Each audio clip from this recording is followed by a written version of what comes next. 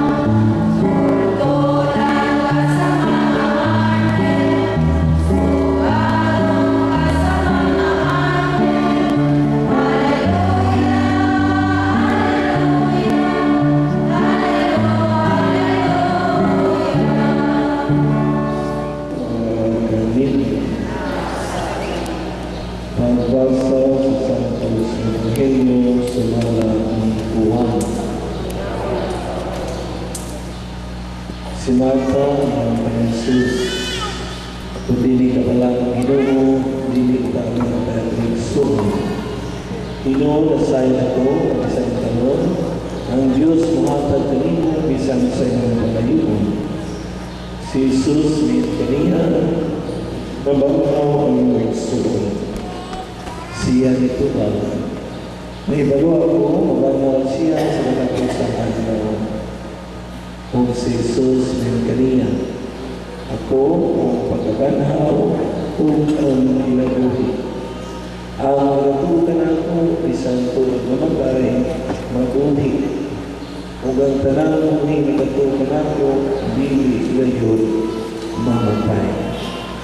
Ito ang kabali ini, kung siya ito ba? Oo, Ginoo. Ito ako, ikaw Mesiyas, ang anak sa Diyos na ang sa kalibutan. Kung ang iniipento na lang ang natungunahan ng Kristina o ba sa iyang pamilya. Sa kita, wala tayo ng isa limitasyon sa tawanan ng pinubuhi. Sa iyo sa kita, wala tayo kahong kung nakamatayan ng ako. sa pagkakas ng kalibutan, isang matahan ka, isang natay gahong, isang natay mahante, apat kung kamatayan na gani, hindi na natin natutunan. Sa dako kayong pagdawag ito na tao lang kita, mamatay na kita.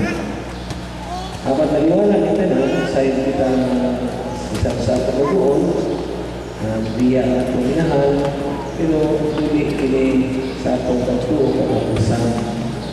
Galing mo sa kibati ni Marta, ni Maria, galing isang si Jesus, pagkabalo niya na inikso ni Marta si Lazarus namatay, nihilak sa si Jesus.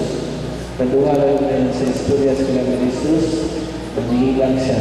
Kaya sa kamatayan ni Lazarus, magkatong pagkana niya sa templo na maguba niya. Sigurado mo kita, tawahan ng pilingan kasanabian na di na ito malimon na di ito kaligayan.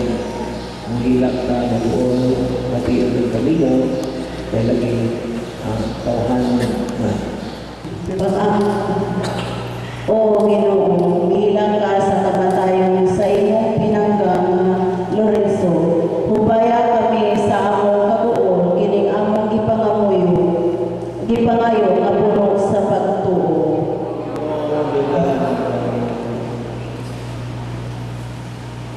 Gibana